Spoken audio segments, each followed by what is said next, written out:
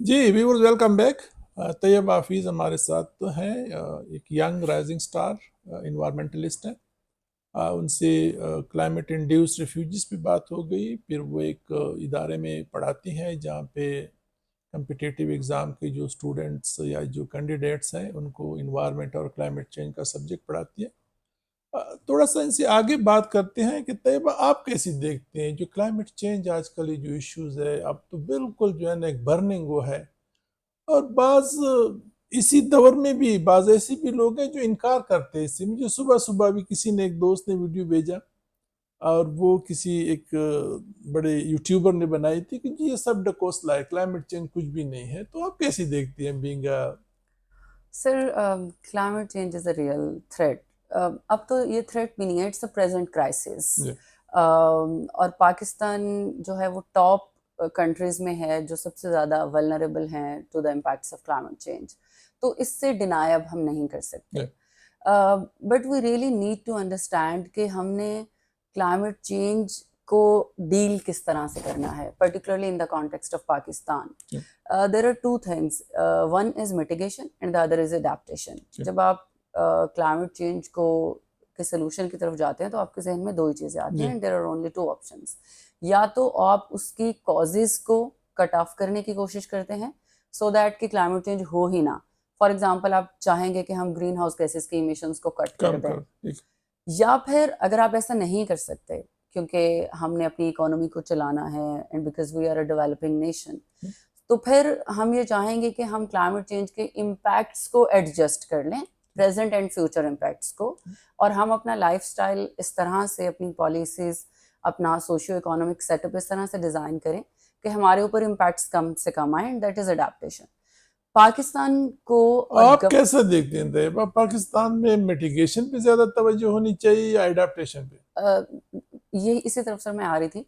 हमें ये समझने की ज़रूरत है कि हमें अडेप्टेशन की तरफ जाना है, अच्छा। Because overall global green house gases emissions में हमारी contribution is less than 1%, only 0.78%।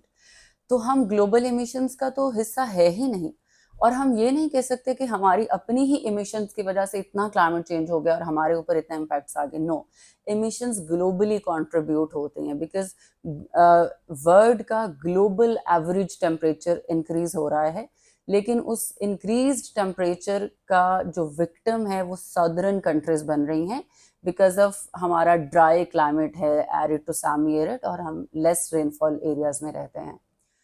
तो मिटिगेशन हम और कितना करेंगे, ऑलरेडी लेस देन 1%। अब इससे ज़्यादा हम कहाँ पे कट लगाएंगे अपनी गैसेस के इमिशन में, बिकॉज क्योंकि हमने अपनी नेशन को फीड करना है। हम एग्रेरियन इकोनॉमी भी है हमारी, हमने एग्रीकल्चर भी करनी है, हमें इंडस्ट्री लगाने की ज़रूरत है क्योंकि हमें ग्रो करना है, हमें कम्पीट करना है कंट्रीज के साथ। सो हमें अडेप्टेशन की तरफ जाने की ज़रूरत है। हमें अपने रोड्स ऐसे बनाने की ज़रूरत है कि अगर हाई टेम्परेचर रिकॉर्ड हो जून जुलाई में, तो हमारे रोड्स ब्रेक ना हो, हमारे ब्रिजेस ब्रेक ना हो। हमें हीट रेजिस्टेंट मटेरियल की तरफ जाने की ज़रूरत है। हमें बिहेवियरल चेंज की ज़रूरत है कम्युनिटीज़ में। हम अपने लाइफस्टाइल को इस तरह से अडॉप्ट करें कि हम नेचुरल लाइट को प्रेफर करें, हम लेस वाटर यूज को प्रेफर करें, because water depletion is already तो ये हैपनिंग इन भाई पाकिस्तान। अडॉप्टेशन में आपका चूंकि बेसिक डिग्री एग्रीकल्चर की है और थोड़ा बहुत मैं तो एग्रीकल्चरिस्ट नहीं हूँ, लेकिन जर्नल ऑब्जर्वेशन भी मैं कोई 16 साल डीजी पे रहा। जब ट्रेवल करता था जहाँ से मैं बिलोंग करता हूँ वहीं पे, शायद ये एग्जाम्पल मैंने कहीं और भी कोट किया है कि अक्सर जहाँ पे फसलें होती थी अब उन फसलों का वो चेंज हो रहा है। जिस जी वक्त सर। बारिश सितंबर अक्टूबर के महीने में होती थी जो वहाँ पे बुआई का टाइम था बारानी एरिया में, अब राइट बारिश सर। उस टाइम में नहीं होती। Right sir. बारिश शिफ्ट कर गई टूवर्ड्स अप्रैल मई जहाँ पे यस। कटाई का टाइम होता है। यस। तो एग्रीकल्चर के फील्ड में तो एडाप्टेशन की बहुत जरूरत है। Exactly sir. Exactly. That's why हमें हीट रेजिस्टेंट सीड्स की तरफ जाने की ज़रूरत है, हमें जेनेटिक इंजीनियरिंग टेक्निक्स की ज़रूरत है, हमें हाइब्रिड जो है वो सीड्स चाहिए। तो हमें सर फैसलाबाद यूनिवर्सिटी सो तो वन ऑफ द यूनिवर्सिटी जहाँ पे एग्रीकल्चर के लिए, तो इस इन एरिया में कोई यस। काम हो रहा है? Yes. Yes sir, exactly. Faisalabad university हमारी एग्रीकल्चर यूनिवर्सिटी से मैंगोज की और कॉटन की हाइब्रिड जो है वो वैरायटीज निकलती हैं, अच्छा, वीट की हाइब्रिड वैरायटीज निकलती हैं जो कि रेजिस्टेंट होती हैं to the impacts of climate change. So हमें अपनी क्रॉप्स को रेजिस्टेंट बनाना है to the impacts of climate change, so that हमारी ओवरऑल यील्ड पे और ग्रोथ पे और एग्रीकल्चरल प्रोडक्शन पे इम्पैक्ट ना आए। और हमें अपनी लैंड को प्रिपेयर इस तरह से करना है और उसमें एग्रीकल्चर जो फर्टिलाइजर्स हैं वो ऐसे डालने हैं कि बारिशों के इम्पैक्ट को वो बियर कर सकें। और अगर उन दिनों में बारिशें नहीं हो रही और अगर कटाई के वक्त पे बारिशें हो रही हैं तो हमें अपने क्रॉप पैटर्न्स को भी एडजस्ट करने की ज़रूरत है अकॉर्डिंगली। हमें मंथ्स को भी शिफ्ट करने की ज़रूरत है, जिसके लिए फार्मर्स की अवेयरनेस बहुत ज़रूरी है, उनकी ट्रेनिंग, उनके सेशंस, उनकी एजुकेशन। तो एग्रीकल्चरल प्रोडक्शन को अपस्केल करने के लिए अब हमें अपने फार्मर्स पे भी इन्वेस्ट करना है। तो ये भाई जो मॉडर्न आपका जो सोशल मीडिया है, यूट्यूब है, फेसबुक है, दूसरी चीज़ें, क्या आप समझती हैं कि हम इनको पॉजिटिवली ऐसे इश्यूज के लिए इस्तेमाल कर रहे हैं जो आपने भी बात की, कि व्हाई नॉट बहुत सर, ज़्यादा ज़रूरत है? बहुत ज़्यादा। सर अगर आप वेस्ट में देखें और अगर आप डेवलप्ड नेशंस को देखें तो वहाँ पे आपको सोशल मीडिया पे ऐसी रील्स नज़र आएंगी जहाँ पे फार्मर्स आपको एजुकेट कर रहे हैं कि अच्छा, हमने इस क्रॉप को ऐसे ग्रो किया, हमने इस लैंड को इस तरह से प्रिपेयर किया, ठीक, ये हमारा सीड ऐसे है। वो आपको लाइव दिखाते हैं हार्वेस्टिंग करते हुए, लैंड प्रिपेयर करते हुए। तो उन नेशंस के फार्मर्स बहुत एजुकेटेड हो चुके हैं ठीक, just because of the need of the present era. ठीक, सो अगर हम अपने फार्मर्स पे इन्वेस्ट करें, अगर हम अपनी विलेज कम्युनिटीज़ को ये टूल्स प्रोवाइड करें, ये एजुकेशन, ये अवेयरनेस प्रोवाइड करें, तो हम उनसे भी ये काम ले सकते हैं। तो ये मैं एक और एस्पेक्ट को देखते हैं ना, क्लाइमेट चेंज और जेंडर की जो इशू है, आप खुद एक Right. खातून है और आप देखते हैं कि अमूमन जब हम आप पहाड़ी इलाकों में आप देखते हैं, आप या ट्रैवल किया होगा, नहीं तो आजकल तो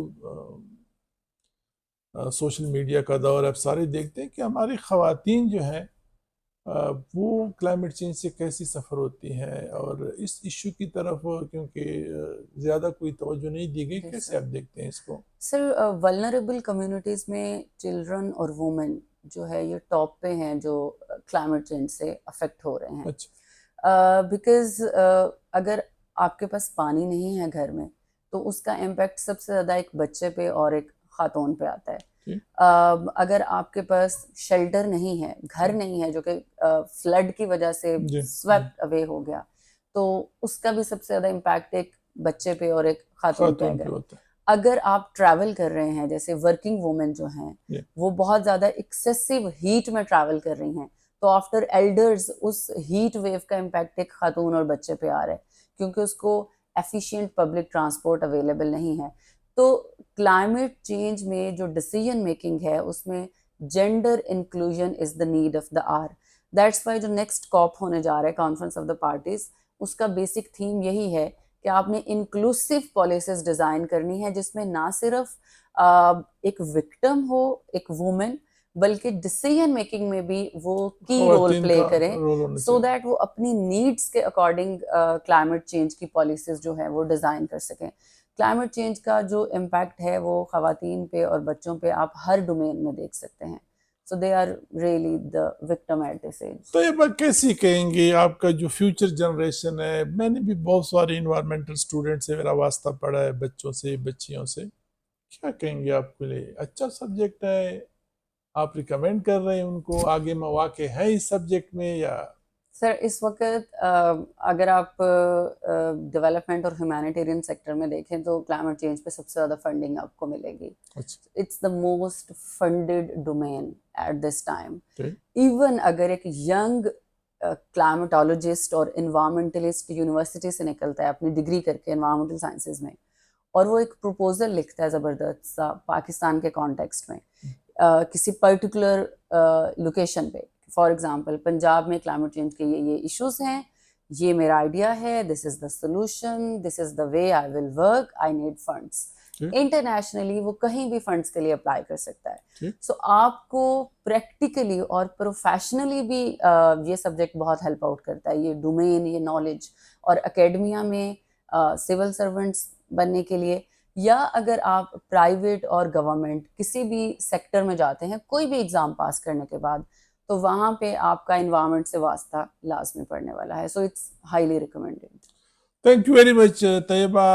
आपने एक young rising star female environmentalist climatologist की बातें सुनी, और उसका लब्बे लबाब ये है कि अगर आप इन्वायरमेंट के स्टूडेंट हैं, आप क्लाइमेट चेंज के स्टूडेंट हैं, तो आपको बिल्कुल भी मायूसी की ज़रूरत नहीं है। आप मेहनत करें, इस सब्जेक्ट को प्रैक्टिकली देखें, मौके हैं, हर जगह पे मौके हैं। आप जिस भी फील्ड में, जिस सब एरिया पे जाए। With these few words, thank you very much to be with us. Thank you, Reba. Thank you Thank so you. Much Thank sir.